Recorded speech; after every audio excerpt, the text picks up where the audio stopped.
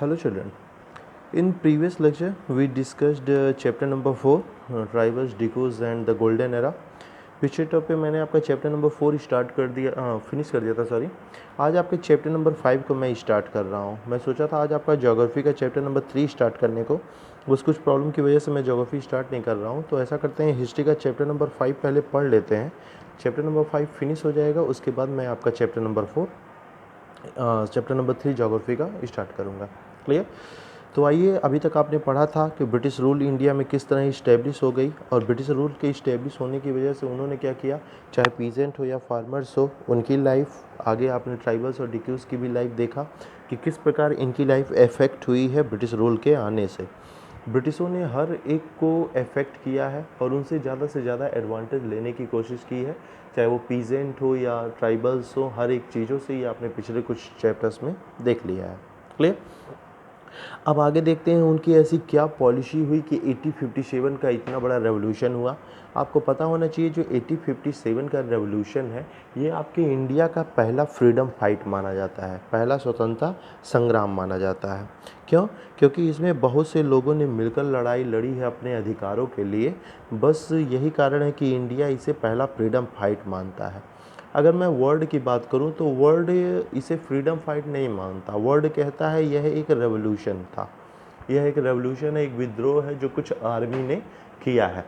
कभी उनसे पूछा गया कि सर आखिर आप इसे रेवोल्यूशन क्यों मानते हैं, ये तो फ्रीडम फाइट है निश्चित तौर पे।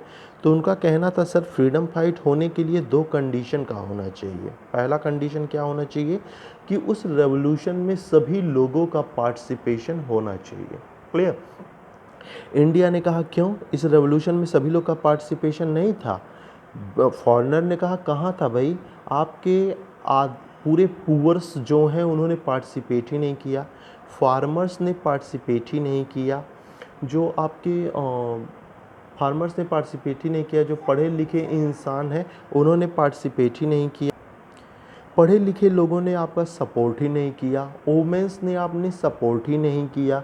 इन सारे वर्गों ने, सबसे बड़े तो जो फार्मर हैं, जो पुअर हैं, उन्होंने ही आपका पार्टिसिपेट नहीं किया, और वो कम से कम आधी पॉपुलेशन होगी। जब आधी पॉपुलेशन ने ही पार्टिसिपेट नहीं किया तो ये कहाँ फ्रीडम फाइट है। इंडिया ने कहा चलिए ठीक है, पहली बात तो समझ में आ गई, दूसरा क्या कंडीशन है वो बताइए। उन्होंने कहा सर दूसरा कंडीशन ये है कि जब कोई रेवोल्यूशन फ्रीडम फाइट तब कहलाता है जब उस रेवोल्यूशन ने वहाँ का सिस्टम चेंज कर दिया, वहाँ का गवर्नमेंट चेंज कर दिया हो, तब जाके वो रेवोल्यूशन फ्रीडम फाइट कहलाता है। यहाँ तो 1857 से पहले भी तो ब्रिटिश रूल था और 1857 के बाद भी ब्रिटिश रूल है। कहाँ चेंज हुआ सिस्टम? सिस्टम तो वही है। कहा जाता है ये बातें दोनों जब इंडियंस ने सुनी तो इंडियंस ने कहा चलिए ठीक है, आप इसे फ्रीडम फाइट मानिए या ना मानिए उससे मुझे कोई फ़र्क नहीं पड़ता, लेकिन सच तो ये है ये फ्रीडम फाइट था, क्योंकि इस फाइट ने बताया कि अंग्रेज जिस दिन हम अपने हाथ को बंद करेंगे उस दिन तुम्हें यहाँ से मार के भगा देंगे। क्लियर? तो हम इसे फ्रीडम फाइट मानते हैं, आप चाहे मानिए चाहे ना मानिए। तो इंडिया के लिए यह एक फ्रीडम फाइट है। और अगर मैं वर्ल्ड हिस्ट्री की बात करूं तो वर्ल्ड हिस्ट्री में यह केवल और केवल एक रेवोल्यूशन है, कोई फ्रीडम फाइट नहीं है। क्लियर? तो आइए स्टार्ट करते हैं आपके इस चैप्टर्स को कि आखिर ऐसा क्या हुआ कि 1857 का इतना बड़ा रेवोल्यूशन हुआ। साथ ही साथ इसमें पढ़ेंगे आप बहुत बड़े नामों को, चाहे वो महारानी लक्ष्मीबाई हो, झांसी की रानी हो, चाहे बेगम हजरत महल हो, तात्या टोपे हो, मंगल पांडे हो, बहादुर शाह जफर हो, बहुत बड़े बड़े नाम आपके इस चैप्टर में आएंगे। उनका क्या योगदान है, क्या पार्टिसिपेशन है इंडियन फ्रीडम फाइट में, ये हम देखेंगे। क्या पार्टिसिपेट किया उन्होंने इंडिया के अधिकारों के लिए, ये हम इस चैप्टर्स में देखेंगे। क्लियर? तो स्टार्ट करते हैं। सबसे पहले देखते हैं policies and the people. In the previous chapter, you looked at the policy of East India Company and the effect they had on different people. आपने पिछले कुछ चैप्टर्स में देख लिया कि ईस्ट इंडिया कंपनी जो पॉलिसी बना रही है उस पॉलिसी का इफ़ेक्ट हर एक प्रकार के लोगों पर पड़ रहा है, चाहे वो ट्राइबल्स हों, फार्मर्स हों, पीजेंट हो, यानी इनके पॉलिसीज़ का जो इफ़ेक्ट है वो हर एक इंसान पे, हर एक लोगों पे देखने को मिलता है। किंग्स हुए, queens, peasant, landlord, tribals, soldiers they are all affected in different way. ये सब प्रभावित हुए हैं किसी न किसी प्रकार से, क्योंकि ब्रिटिशर्स का मोटिव केवल और केवल अधिक से अधिक रेवेन्यू कलेक्ट करना है, और उस रेवेन्यू को पाने के चक्कर में ये कितने लोगों के अधिकारों को कुचल रहे हैं, निश्चित तौर पे वो सोचने वाली बात है। हर एक इंसान परेशान है, चाहे पीपल्स की मैं बात करूँ, डिफरेंट पीपल्स की, चाहे किंग्स की बात करूं, क्वींस की बात करूं, सभी लोग इन ब्रिटिशर्स से परेशान हैं, क्योंकि इनकी पॉलिसी ही बिल्कुल अलग प्रकार की है। Clear? You have also seen how people resist policies and actions that harm their interest to go against their sentiments। आप देखे भी हैं कि जो लोग प्रभावित हो रहे हैं इनके पॉलिसीज से, वो एक प्रकार का रेवोल्यूशन भी कर रहे हैं, एक प्रकार का डिबेट भी कर रहे हैं कि भैया आपके इस कार्य से हम लोग बड़े प्रभावित हैं, आपने हमारे लिए अच्छे पॉइंट्स नहीं रखे हैं, आपने हमारे अधिकारों को छीन लिया है। इससे ये बहुत परेशान भी हैं, और उसी परेशानी की वजह से वो क्या कर रहे हैं, रेवोल्यूशन कर रहे हैं छोटे छोटे। कुछ लोग तो रेवोल्यूशन में सफल भी हो रहे हैं, लेकिन मैक्सिमम सफल नहीं हो पा रहे हैं। उन्हें बहुत बड़ी प्रॉब्लम हो रही है ब्रिटिश पॉलिसी से। Clear? Nawab lose their power. तो आपने पीछे चैप्टर में भी पढ़ा है कि नवाब का पावर किस तरह लूज़ हुआ है। जब 1764 बैटल ऑफ बक्सर हुआ, उसके बाद आपको पता होना चाहिए 1765 में 1765 में ट्रीटी ऑफ इलाहाबाद हुआ था। इलाहाबाद की एक ट्रीटी हुई थी, और उस ट्रीटी के जरिए कहा जाता है ब्रिटिशर्स को बंगाल, बिहार, उड़ीसा इन सब की दीवानी मिल गई थी। दीवानी मिलने का मतलब है जो टैक्स कलेक्शन हुआ या रुपीस को लेके जो भी अधिकार हुए, वो सब ब्रिटिशर्स अपने हाथों में ले लिए थे। ये पीछे कुछ चैप्टर्स में आपने पढ़ा है। तो इससे क्या हुआ, जब ये पावर उनके हाथ में आ गया, तो जो नवाब हैं, वो नवाब की जो पावर है, वो पावर कहीं ना कहीं क्या होगी, डिक्लाइन होगी। क्योंकि पावर तो तभी आएगा ना जब आपके पास पैसा होगा। अब पैसों पे अधिकार तो ब्रिटिशर्स का हो गया, तो ऑटोमेटिक आपका पावर क्या हो जाएगा, कम हो जाएगा। तो वही बात की जा रही है, नवाब लूज देयर पावर। नवाब के पावर्स क्या हो गए, लूज हो गए। Since the mid 18th century, 18th century के मिड में nawabs and raja had seen their power erode. नवाब राजा को ऐसा लगा कि उनके पावर को किसी दूसरे के द्वारा क्या कर लिया जा रहा है, छीन लिया जा रहा है। यानी उनके पावर को कम करके ब्रिटिशर्स अपने पावर को बढ़ा रहे हैं। They had gradually lost their authority and honour. वो जान गए हैं कि उनकी अथॉरिटी और हॉनर दोनों क्या हुआ, ग्रेजुअली लॉस्ट, धीरे धीरे ख़त्म हो रहा है। रेपुटेशन ख़त्म हो रहा है, सब कुछ ख़त्म हो रहा है। Resident had been stands in many courts, the freedom of the rulers reduced, their armed forces disbanded, and their revenue and territory taken away by states।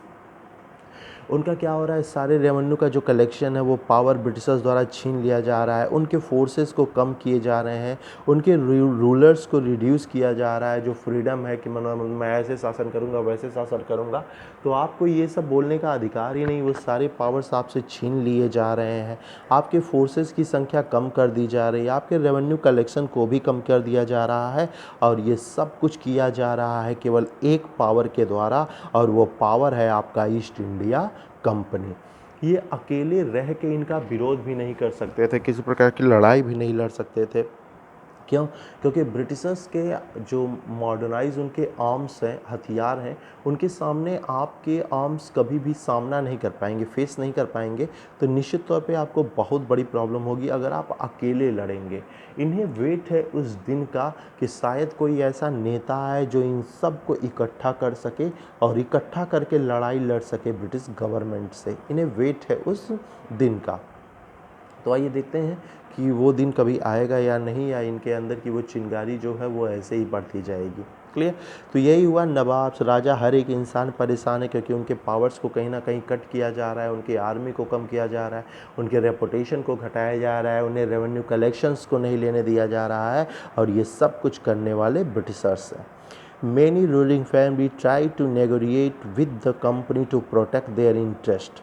कई सारे रूलिंग फैमिली ऐसे हैं जिन्होंने क्या किया, ब्रिटिशर्स को भाई नेगोशिएट किया, अलग किया कि भाई आप लोग को किसी प्रकार का कोई इंटरफेयर करने की ज़रूरत नहीं है मेरे राज्य में, मैं जैसा चाहूँ वैसा ही रूल्स रेगुलेशन रख सकता हूँ। ये सारी बातें कुछ फैमिलीज़, कुछ राजाओं ने कही, एग्जाम्पल के तौर पे आप देख सकते हैं Rani Lakshmibai of Jhansi wanted the company to recognise her adopted son as a heir of kingdom after the death of husband.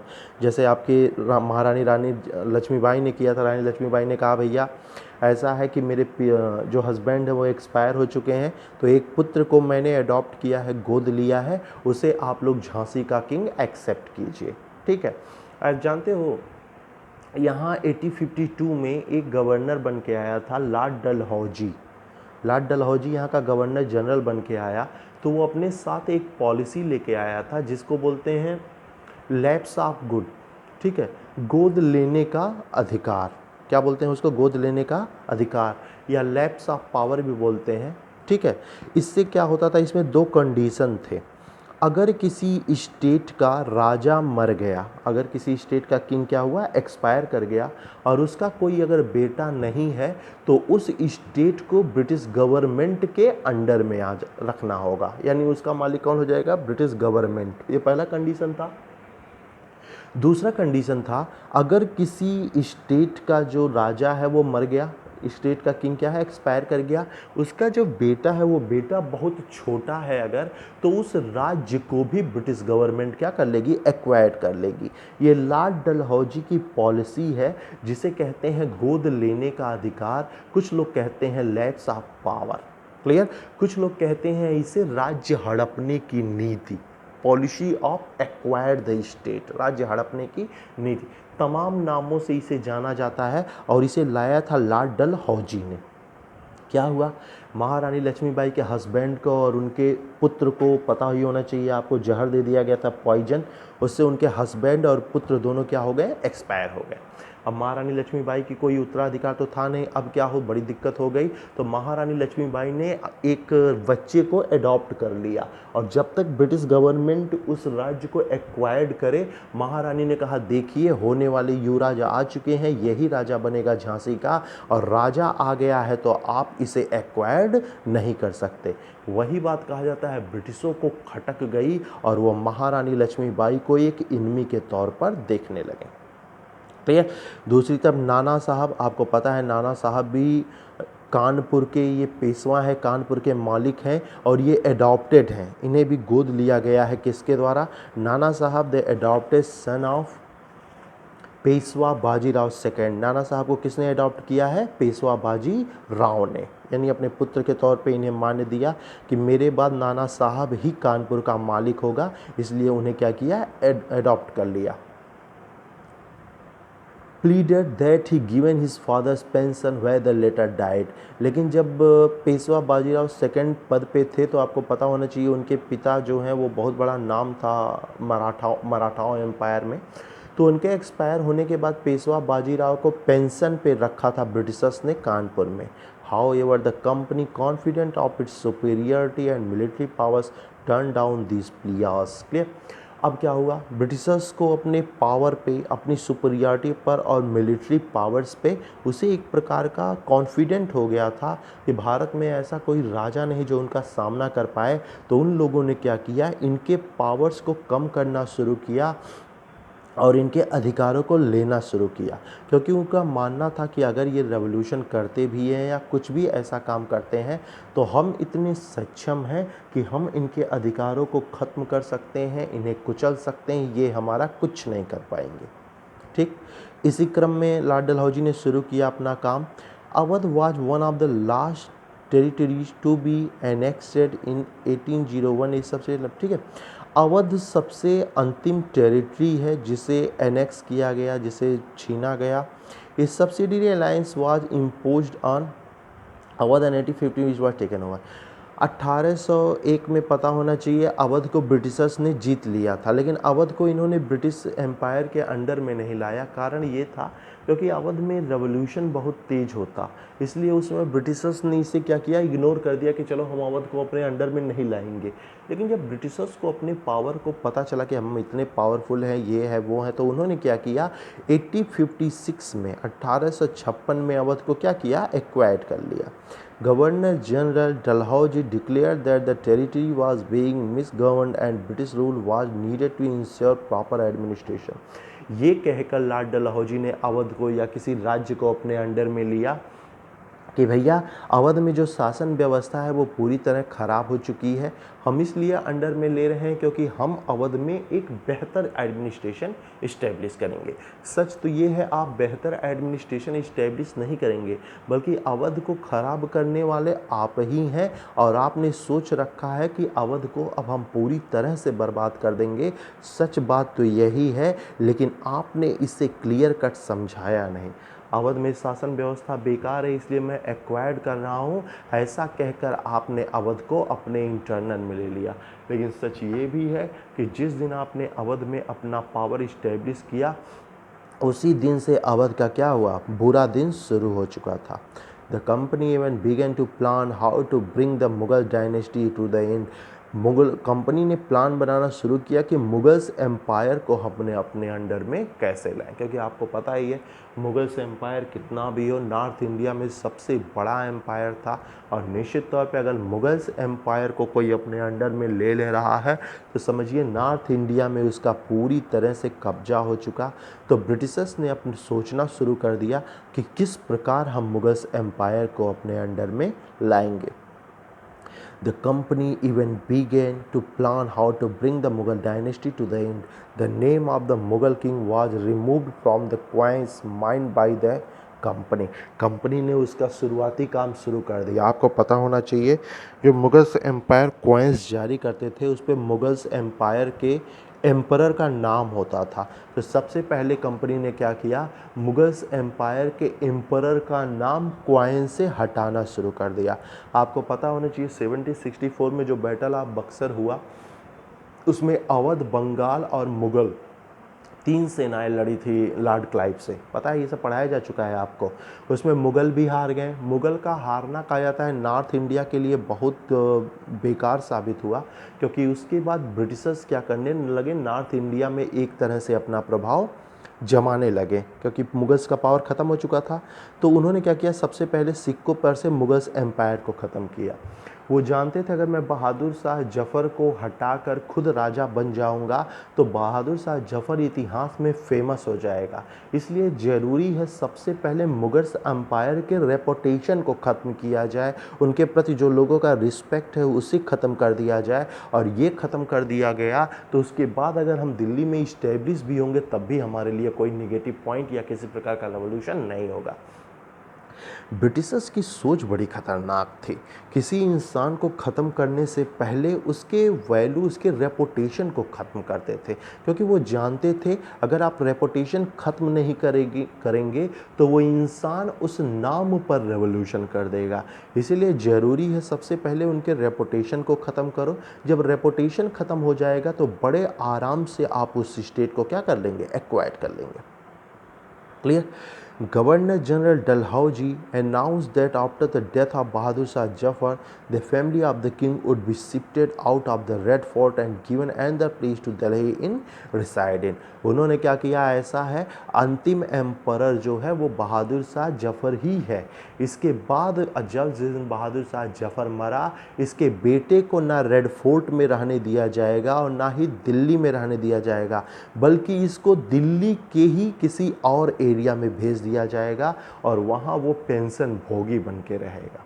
Clear? यानी बहादुर शाह जफ़र आपका लास्ट मुग़ल एम्परर है। इसके बाद मुग़ल एम्पायर का कोई एम्परर नहीं होगा। वही बात हुई कि पहले रेपुटेशन ख़त्म करूँगा, रेपुटेशन ख़त्म करने के बाद वहाँ पे अपना राज कायम करूँगा।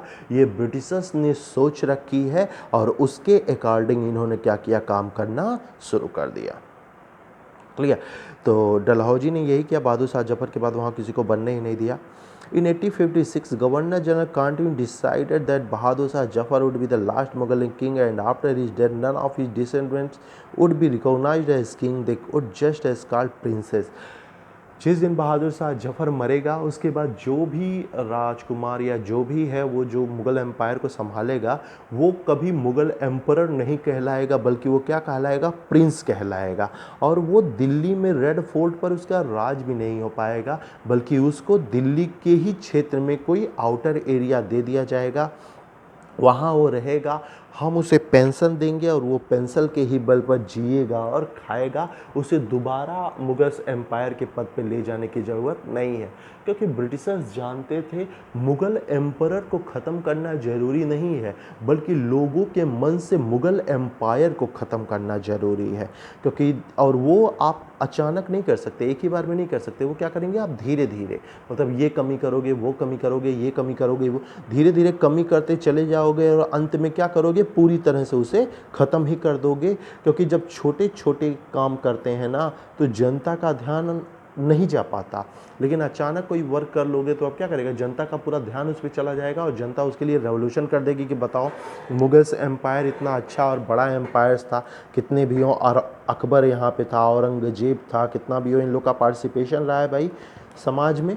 तो कहीं ना कहीं वो जो रेपुटेशन है उसको वो ख़त्म करना, अचानक ख़त्म करना नहीं पॉसिबल हो पाएगा। इसलिए ब्रिटिशर्स ने उसे धीरे धीरे ख़त्म करने की कोशिश की। क्लियर। तो ये है बाबू आपका 1857। 1857 के स्टार्टिंग में क्या हुआ, ब्रिटिश की क्या पॉलिसी आई, नवाब के पावर को कैसे कम किया गया, बहादुर शाह जफ़र के पावर यानी मुगल्स एम्पायर के पावर को कैसे ख़त्म किया गया, और ये पावर ख़त्म कर करके या कम कम करके क्या इन्होंने इंडिया में किस तरह अपना रेपुटेशन बढ़ाया, इंडिया को किस प्रकार राज किया, ये आपने देख लिया। आगे हम पढ़ेंगे कि इनके खिलाफ क्या कुछ हुआ, अगर कुछ हुआ तो क्या हुआ है, उसका रिजल्ट क्या आया, किसने विरोध किया और किस प्रकार का रेवोल्यूशन किया, ये आने वाले वीडियोस में हम देखेंगे। क्लियर। आपका ऑनलाइन जो क्लास मैं सैटरडे को लेता था, वो सैटरडे को ऑनलाइन क्लास कैंसिल कर दिया गया है।